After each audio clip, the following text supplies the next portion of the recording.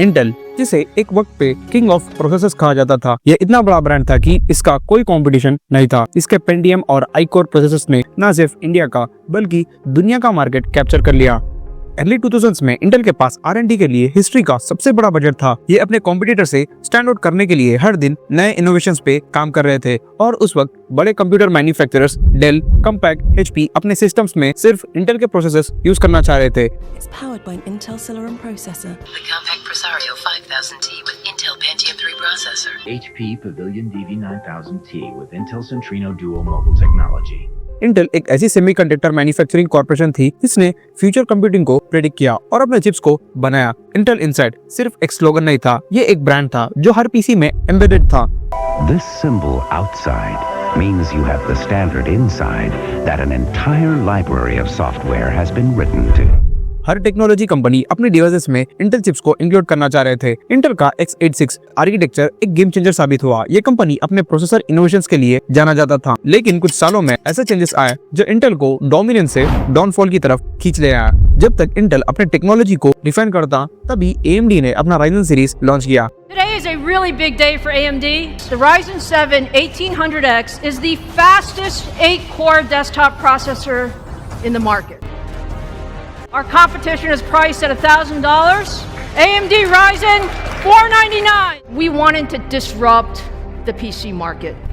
ये लॉन्च होते ही मार्केट दो हिस्सों में बट गया। लोग अब बजट फ्रेंडली AMD प्रोसेसर्स की तरफ बढ़ने लगे, जिससे इंटेल का मार्केट शेयर धीरे धीरे कम होने लगा।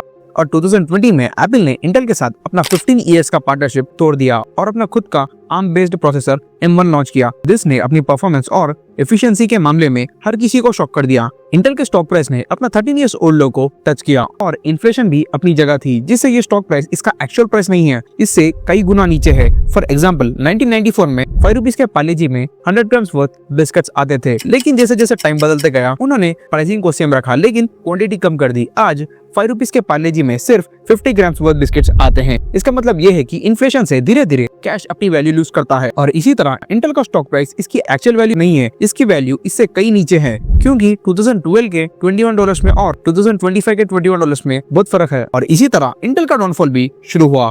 इसके बाद एनवीडिया, जो एक GPU मैन्युफैक्चरिंग कंपनी थी, इसने इंटेल को सरपास कर दिया। आज एनवीडिया लार्जेस्ट टेक कंपनी है बाय मार्केट कैप, जबकि दूसरी तरफ इंटेल 201st पोजीशन पे रैंक करता है। तो क्या इंटेल का फेलियर सिर्फ एक बैड लक था या फिर उन्होंने अपने विजन में कोई गलती कर दी? आज हम डिस्कस करेंगे उन 4 बड़े रीजंस की जिससे इंटेल का फेलियर तो होना ही था। Intel, the worst performing chip stock this year, with shares losing more than half their value. Intel hadn't properly prepared for this AI revolution. There are significant problems at this company. Pat Gelsinger stepping down as Intel CEO effective immediately. I don't think you can get somebody to buy it as an operating business. It's losing tons of money. With Intel shares, we've seen them falling today more than 4%. As you can see, they're about 4.5% right now and weighing heavily on the Dow. Intel is laying off people. The company is cutting 15% of its workforce, which is around 15,000 jobs. ये कहानी शुरू होती है जुलाई 18, 1968 में, जब 3 engineers ने semiconductor manufacturing company Intel की शुरुआत की। इंटेल की शुरुआत से ही इन फाउंडर्स को कुछ नया करना था और इसी सोच से इन तीनों ने और इंजीनियर्स हायर किए और सेमीकंडक्टर्स मैन्युफैक्चर करने लगे। उस टाइम सेमीकंडक्टर्स अपने इनिशियल पोजीशन पे थे और 1971 में इंटेल ने 2300 ट्रांजिस्टर से अपना first commercial programmable micro processor chip Intel 4004 release किया। ये 4-बिट प्रोसेसर उन अर्ली चिप्स में था जिससे स्पेसिफिक टास्क परफॉर्म करने के लिए प्रोग्राम किया जा सकता था। ये सेमीकंडक्टर इंडस्ट्री में एक टर्निंग पॉइंट था और इसके 7 साल बाद इंटेल ने 8086 प्रोसेसर लॉन्च किया, जिससे x86 आर्किटेक्चर की शुरुआत हुई। इस आर्किटेक्चर से मॉडर्न कंप्यूटिंग की शुरुआत हुई। इस प्रोसेसर के लॉन्च के बाद IBM ने अगस्त 12, 1981 में अपना फर्स्ट पर्सनल कंप्यूटर रिलीज किया। इसके रिलीज के बाद पर्सनल कंप्यूटर्स की एक वेव शुरू हुई, क्योंकि इससे पहले ज्यादातर कंप्यूटर्स एक्सपेंसिव और बिजनेस यूज के लिए हुआ करते थे और इस IBM 5150 सेल से इंटेल के प्रॉफिट्स भी बढ़ रहे थे, क्योंकि IBM 5150 में इंटेल का 8088 प्रोसेसर यूज हो रहा था, जो इस कंप्यूटर में ब्रेन की तरह परफॉर्म करता था। और जैसे साल बदलते गए, इंटेल की टीम ने भी न्यू प्रोसेसर्स लॉन्च करने लगे और फिर अर्ली 90s में इंटेल ने अपना मार्केटिंग कैंपेन शुरू किया। इस मार्केटिंग कैंपेन का नाम था Intel inside. This symbol outside means you have the standard inside. So check out computers with Intel, the computer inside. ये कैंपेन इतना सक्सेस हुआ कि इसके बाद इंटेल एक हाउसहोल्ड नेम बन गया। जिसके बाद इंटेल ने 1993 में पेंटियम माइक्रो प्रोसेसर लॉन्च किया। ये प्रोसेसर इनका पुराने 8088 प्रोसेसर से 300 टाइम्स फास्टर था। ये प्रोसेसर इंटेल के लिए एक गेम चेंजर था। जिसके बाद डेल, HP, कॉम्पैक्ट जैसे बड़े कंप्यूटर मैन्युफैक्चरर्स कंप्यूटर कंपोनेंट्स के लिए इंटेल से पार्टनरशिप करने लगे, क्योंकि कंज्यूमर्स को अपने कंप्यूटर्स में इंटेल के प्रोसेसर से होना था। इसमें वो लोग भी थे जिन्हें कंप्यूटर की कोई नॉलेज नहीं थी। तो दूसरी तरफ मार्केट में AMD के प्रोसेसर्स भी थे, लेकिन इंटेल टेक्नोलॉजी और मार्केटिंग के मामले में इस ब्रांड से एक कदम आगे था। और अर्ली 2000s के बाद इंटेल ने रिसर्च एंड डेवलपमेंट पे बहुत पैसे लगाए, जिससे ये इन कॉम्पिटिटर से आउट परफॉर्म कर सके। और इस दौरान इंटेल माइक्रोसॉफ्ट जैसे बड़े सॉफ्टवेयर ब्रांड से कोलैबोरेट करने लगा और इंटेल ये इंश्योर कर रहा था कि विंडोज ऑपरेटिंग सिस्टम इनके चिप्स के लिए ऑप्टिमाइज्ड है कि नहीं। और अगर कोई कंज्यूमर न्यू कंप्यूटर ले रहा है तो वो चेक करता था कि उसमें विंटेल जरूर है। विंटेल जिसका मतलब है विंडोज और इंटेल। इंटेल इनसाइड एक स्लोगन नहीं था, ये एक सील ऑफ क्वालिटी हो गया था। पीसी मैन्युफैक्चरर्स भी इसे प्राउडली डिस्प्ले करते थे और कंज्यूमर्स के बीच भी इस ब्रांड को लेकर ट्रस्ट था कि ये प्रोसेसर्स हाई परफॉर्मेंस के साथ रिलायबिलिटी भी ऑफर करेंगे। और अर्ली 2000s तक Intel globally 80% global CPU market handle कर रहा था, क्योंकि छोटे से छोटे पर्सनल कंप्यूटर से लेकर बड़े से बड़े डेटा सेंटर्स में इंटेल के ही प्रोसेसर्स यूज हो रहे थे। और इन बड़े डेटा सेंटर्स में भी इंटेल के Xenon प्रोसेसर्स एक बैकबोन की तरह काम कर रहे थे। ईयर 2000 में .com बबल में इंटेल का stock market valuation $495 billion reach हो गया था, क्योंकि .com बबल के बड़े कॉम्पिटिटर्स के कंप्यूटर्स में इंटेल के ही कंपोनेंट्स यूज हो रहे थे।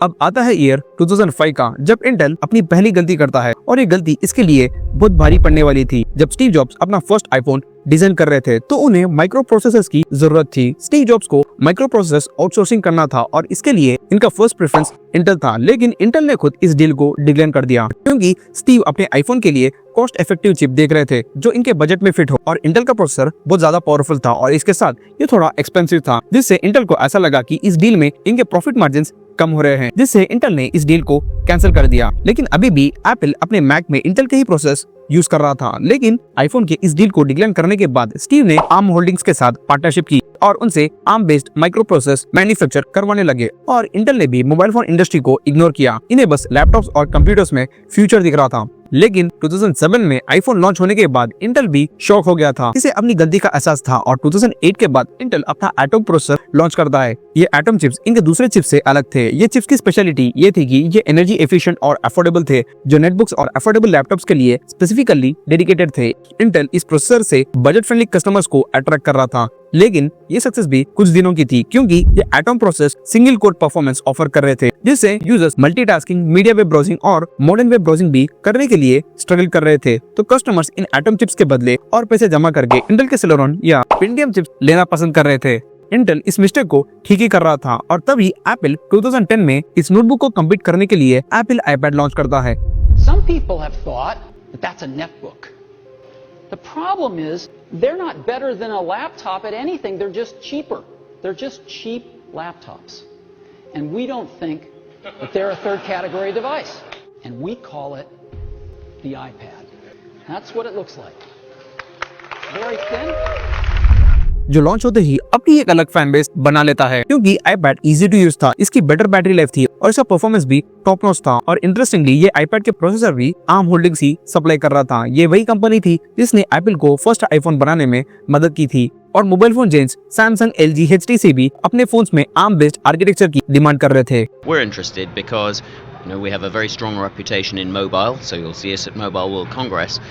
ARM's low power technology, which has been very successful in mobile, is now migrating into a broad range of consumer products. अब इंटेल भी बहुत फ्रस्ट्रेटेड हो जाता है और ये अपना atom processor based Intel Atom Z2460 Medfield processor के साथ 2012 में मोबाइल फोन मार्केट में एंटर करता है। ये मेडफील्ड सिंगल कोर चिप था जो इंटेल 32nm प्रोसेसर टेक्नोलॉजी पे बेस्ड था। इंटेल ने इस प्रोसेसर के साथ मोटोरोला और लेनोवो से पार्टनरशिप की और ये इस प्रोसेसर से आर्म बेस्ड क्वालकॉम और सैमसंग प्रोसेसर से कम्पीट करने वाले थे, लेकिन ये कम्पीट करने में फेल हो जाता है, क्योंकि ये processors Intel x86 architecture based थे जो हाई पावर कंज्यूम करते थे। और ये प्रोसेसर्स अपने कॉम्पिटिटर्स के परफॉर्मेंस को टक्कर देना तो दूर, उन्हें मैच करने में भी फेल हो रहे थे। फोन्स में बैटरी लाइफ एक इंपॉर्टेंट रोल प्ले करती है। जब प्रोसेसर ही बैटरी कंज्यूम कर लेगा तो हम क्या यूज करेंगे। लेकिन दूसरी तरफ arm based Qualcomm Snapdragon series low power consumption के साथ डिसेंट परफॉर्मेंस ऑफर कर रहे थे। और इसी चीज को सुधारने के लिए इंटेल ने 2013-14 में Silvermont microarchitecture based Atom Z3560 and Z3580 processors launch करता है, जो पावर एफिशिएंट थे और मल्टी कोर परफॉर्मेंस ऑफर कर रहे थे। लेकिन फिर भी ये आर्म बेस्ड प्रोसेसर से कम्पीट करने में फेल हो रहे थे क्योंकि ARM बेस्ड प्रोसेसर के पास ऑप्टिमाइज्ड इकोसिस्टम के साथ ब्रॉडर डेवलपमेंट सपोर्ट था। इंटेल और ARM के कंपटीशन में ऐप डेवलपर्स काफी परेशान हो गए थे क्योंकि उन्होंने पहले ही ARM बेस्ड एप्लीकेशंस डेवलप कर ली थी। जब इंटेल ने एटम प्रोसेस लॉन्च किया तो उन्हें अपनी एप्स को एटम प्रोसेस के लिए भी ऑप्टिमाइज करना पड़ रहा था, जो उनके लिए एक एडिशनल चैलेंज बन गया था।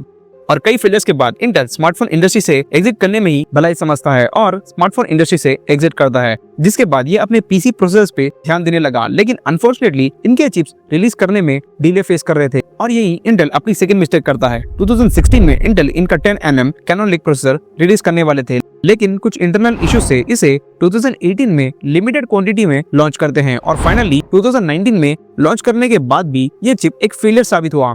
तो दूसरी तरफ इंटेल का सबसे बड़ा कॉम्पिटिटर AMD अपना 7nm नोड से इंटेल का 10nm नोड को कम्पीट कर रहा था और AMD अपने Ryzen 3000 और 5000 सीरीज में 7nm नोड प्रोसेसर्स यूज कर रहा था, जो इंटेल से कई गुना बेटर परफॉर्म कर रहे थे। अब सोचने वाली बात यह है कि आखिर AMD ऑन टाइम इंटेल से भी बेटर परफॉर्म कैसे कर रहा था। इसका रीजन है AMD एक फैबलेस कंपनी थी, जिसका मतलब है ये अपने GPUs और चिप्स दूसरी कंपनी से बनवाते थे। जब ये चिप्स दूसरी कंपनी बना रही है तो AMD का काम बस ये है कि ये चिप को डिजाइन करे, इसके आर्किटेक्चर को इनोवेट करे और मार्केटिंग करे। इस चिप का कॉम्प्लेक्स मैन्युफैक्चरिंग प्रोसेस दूसरी कंपनी देख लेती थी। फॉर एग्जाम्पल TSMC जो ताइवान बेस्ड सेमीकंडक्टर जेंट है, जो AMD और Nvidia के लिए GPUs यही मैन्युफैक्चर करती है। लेकिन इंटेल का अप्रोच थोड़ा अलग था। इंटेल अपना डिजाइन, मैन्युफैक्चरिंग और मार्केटिंग सब कुछ इन हाउस हैंडल करना चाहता था। हालांकि इंटेल भी TSMC से आउटसोर्सिंग करता था, लेकिन सिर्फ सेकेंडरी कंपोनेंट्स के लिए, ना कि अपने मेन प्रोडक्ट्स के लिए। इस वजह से इंटेल अपने कॉम्पिटिटर्स जैसे AMD और Nvidia से क्वालिटी और टाइम टू मार्केट के मामले में पीछे रह गया था। बाद में इंटेल को अपनी इस स्ट्रेटेजी की गलती का एहसास हुआ और उसके बाद अपने कई प्रोसेस TMC को आउटसोर्सिंग करने लगे और 2018 आते आते इंटेल अपनी थर्ड मिस्टेक करता है, वो था AI।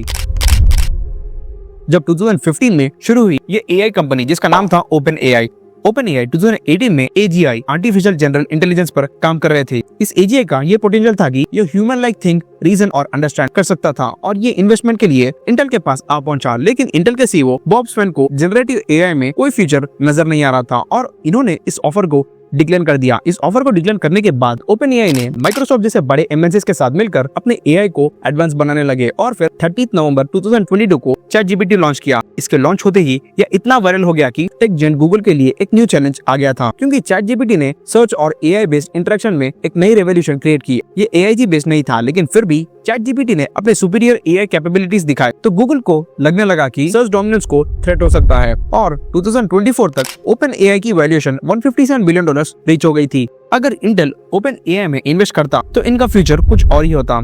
और फिर इंटेल अपने Pentium i3, i5, i7 processor से कंज्यूमर्स को अट्रैक्ट करने लगे, लेकिन फिर भी इंटेल एक बहुत बड़ा मार्केट अंडरएस्टिमेट कर रहा था, जिसे हम इसका फोर्थ मिस्टेक कह सकते हैं। और वो मार्केट था GPU मार्केट। GPU जिसे ग्राफिक प्रोसेसिंग यूनिट कहा जाता है। हाई क्वालिटी इमेजेस, वीडियोस और एनिमेशंस को रेंडर करना इसका प्राइमरी टास्क था। इंटेल के पास अपना खुद का इंटीग्रेटेड ग्राफिक सॉल्यूशन था, लेकिन इससे बस ब्राउजिंग, वीडियो स्ट्रीमिंग और ऑफिस एप्लीकेशंस जैसे सिंपल टास्क परफॉर्म कर सकते थे। अभी भी गेमिंग और हाई एंड टास्क परफॉर्म करने के लिए एक पावरफुल GPU की जरूरत थी। माना कि GPU की मैन्युफैक्चरिंग और डिजाइनिंग CPU से कई ज्यादा कॉम्प्लेक्स थी, जिससे इंटेल भी बस अपने CPU पर कॉन्सेंट्रेट कर रहा था। लेकिन इंटेल के सबसे बड़े कॉम्पिटिटर्स AMD और Nvidia GPU पे हेवीली इन्वेस्ट कर रहे थे और देखते ही देखते AMD की Radeon सीरीज और Nvidia की GTX RTX सीरीज ने मार्केट डोमिनेट कर दिया। इस GPU मार्केट को लेटली एनालाइज करने के बाद इंटेल 2022 में अपना इंटेल आर्क सीरीज लॉन्च करता है। इसके लेट एंट्री की वजह से इंटेल को GPU मार्केट में इंस्टेंट सक्सेस नहीं मिला, लेकिन ये कॉन्स्टेंटली अपने एडवांस्ड GPU पे काम कर रहे हैं और 2024 में इंटेल ने ये अनाउंस किया है कि ये इनके फैक्ट्रीज US में एक्सपेंड करने के लिए $100 बिलियन की इन्वेस्टमेंट करने वाले हैं। और 2024 में इंटेल ने कई लॉसेस के चलते 17,500 एम्प्लॉयज को ले ऑफ कर दिया और इन्वेस्टर्स के डिविडेंड्स को भी कट कर दिया। इनका ये कहना है कि इनका बिजनेस रिस्ट्रक्चर करने के लिए ये एक स्ट्रेटेजी है। इस केस स्टडी से हमने ये सीखा कि वो चाहे कितनी भी बड़ी कंपनी हो, अगर वो टाइम के साथ इवॉल्व ना हो और राइट डिसीजंस ना ले तो वो अपने कॉम्पिटिटर से पीछे हो जाती है और उसका डाउनफॉल तो जरूर होगा। That's it for today.